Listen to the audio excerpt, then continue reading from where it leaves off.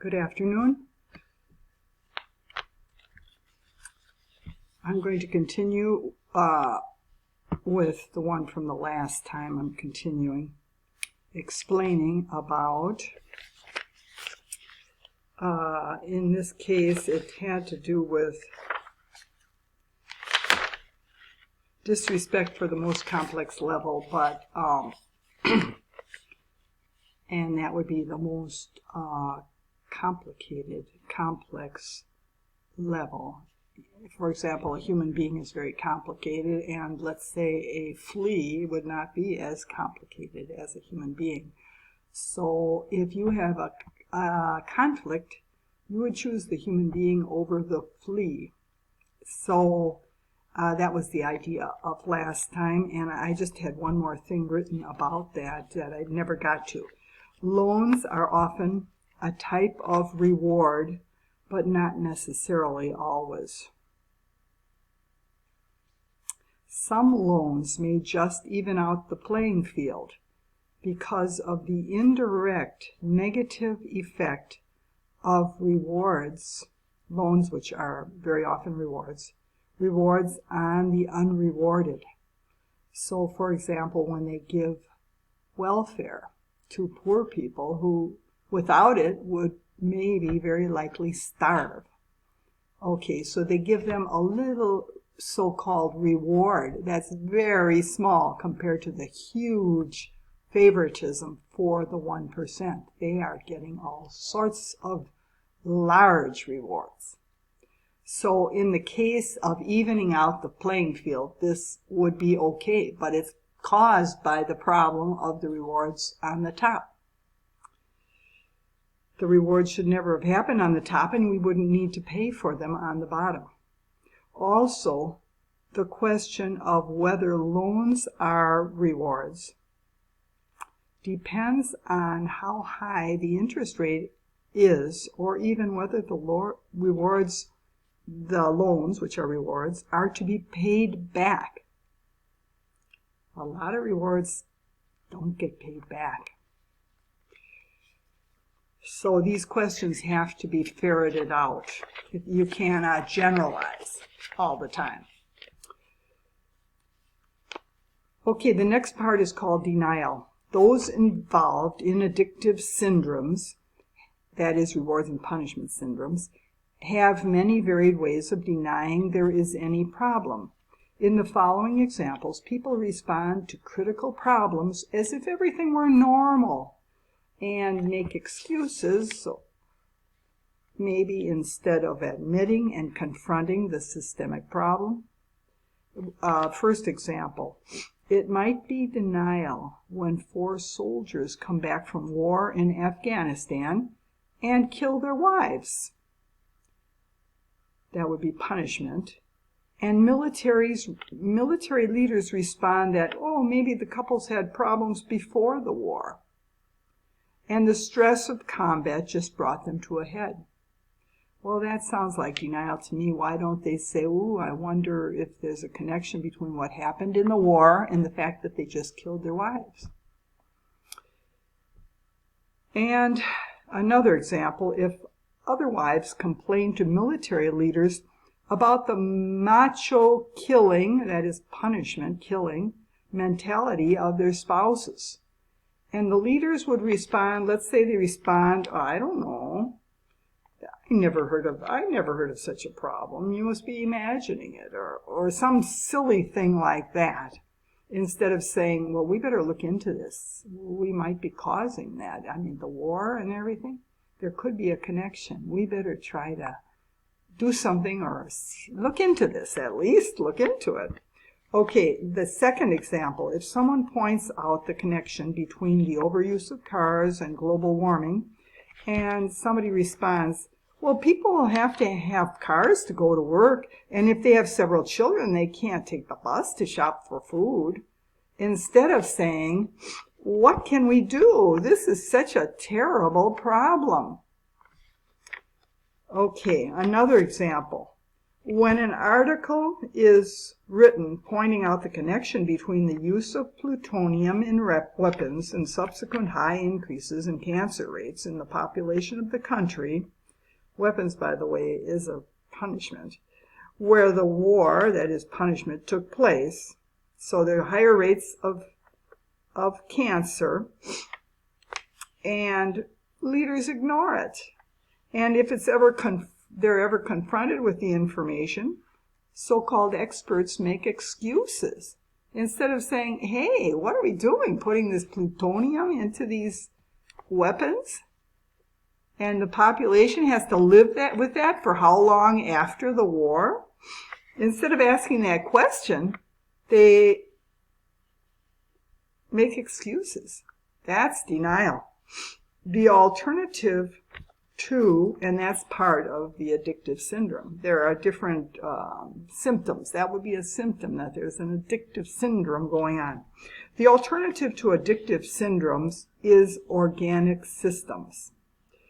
By the way, addictive systems are rewards and punishment systems. Organic systems are those. They are the ones in which this rewards and punishment syndrome takes place and develops. So the rewards and punishment syndrome is inside of the organic normal syndrome. Organic systems, not syndrome, I used the wrong word. It's a system when it's normal. It's a syndrome when it's sick. So the organic system, it's with the sickness takes place within a normal system. Organic systems are what rewards and syndromes take advantage of. Without them, rewards and punishment syndromes, that is, addictive syndromes, cannot exist. Without the normal, without the good, healthy systems, the rewards and punishment syndromes could not exist. Organic systems are everything that is left when rewards and punishment syndromes are not present. Environments and communities throughout the world are all organic except for the invasion of rewards and punishment syndromes. A country's leader who communicates without using threats or offers of gifts to get his way is practicing organic political culture.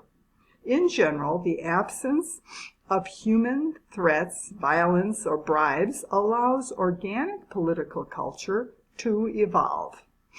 Authentic communication, as opposed to rewards and punishments, which is manipulation, the authentic communication takes place in purely organic systems. Also taking place are freedom, equality, organic integration, and disintegration. Organic, not forced integration. Authentic needs and not illusions are satisfied in organic systems. Authentic needs are those whose satisfaction does not outweigh the satisfaction of the needs of the whole.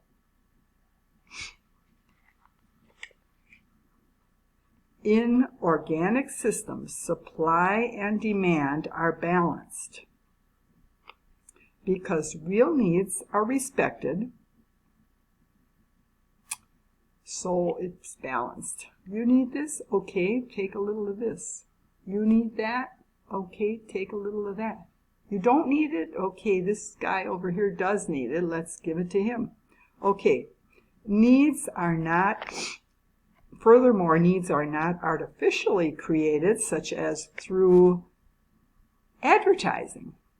You can create needs that aren't real needs through advertising. Addictions are not considered needs. Evolution in organic systems occurs naturally, according to the survival of various systems. An example of organic political culture would be two countries that would get together and simply discuss grievances and look for mutual solutions without threats, which are punishment, or bribes, rewards, and without interference from a third country's rewards or punishments. It is difficult to find examples of organic political culture on the international level since there's so much militarism and rewards through loans on that level. We can return to the analogy of addiction to explain organic political culture. Trying to describe what organic political culture is would be like trying to explain how a person who's not addicted would act. There are so many possibilities of how a person who is not addicted would act that we would not know where to begin. So it is with organic political culture. In non-addictive political culture, activity is done to meet equally the needs of all persons, without anyone acting as if his needs are more important than anyone else's. In non-addictive economic culture, trade would be conducted in such a way that it would be of benefit to the whole of the communities involved. Complicated rewards and punishment schemes bringing economic gain to only certain parts of all the communities at the expense of the rest of the communities would not exist. So if we had organic culture internationally, we would have just free trade, organic trade, without all these rules and regulations, probably. But they get in there and they make their little plays, which are unjust. When they start tricking around with the rules and things like that,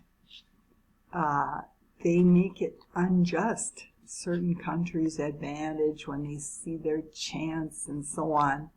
It should be for everybody's good. Well, to expect that from a whole world is expecting a lot. So it's better not even to have, I believe, not even to have those agreements to begin with.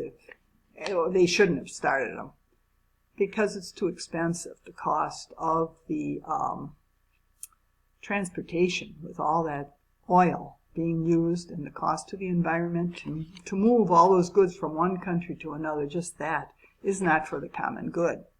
So I think from the start it was a mistake. And Gandhi said that years before, in about 1947 or something. He said, all the cost of all that labor carrying this stuff from country to country when you can buy it right across the street maybe.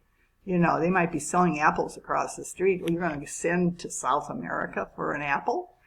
That's a lot of extra expense. Okay, but he was too smart for us. We never followed him. He was way ahead of us in 1947 talking like that. He was pretty smart. Okay, in order to work toward an organic political culture to replace an addictive, that is rewards and punishment syndrome, there would have to be resistant non-cooperation with rewards and punishment syndromes in political culture. But the resistance would have to be done with goodwill toward those who practice rewards and punishment syndromes. The reason they practice the rewards and punishment syndrome is that they have crucial unmet needs. Rewards and punishment syndromes is what gives them the illusion of having their needs met by substitutes. For example, the feeling of power which gives the illusion of love could be attained through controlling loans for the expansion of free trade. Very addictive people are actively involved in promoting the rewards and punishment syndrome. These people have severely unsatisfied needs. There is a spiritual solution to this conundrum. In organic political culture, where people seek the good of the whole community, another name for that is love. People exchange, and this is the unmet need of all of us. If we can get our need for love taken care of, then we can be promoters of organic political culture.